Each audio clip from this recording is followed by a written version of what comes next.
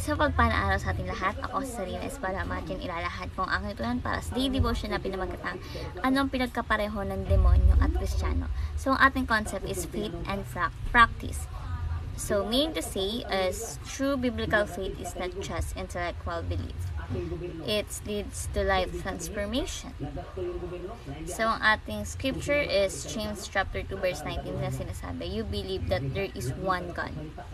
Good, even the demons believe that and shudder. Sa Tagalog, sumampalataya ka ang Diyos ay isa, diba? Mabuti naman, ang mga demonyo man sumasampalataya rin at nanginginig pa.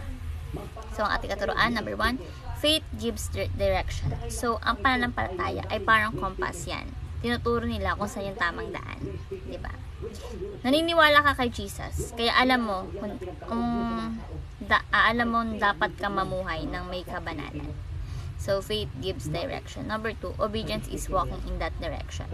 So, meaning to say, ang pagsunod ay ang mismong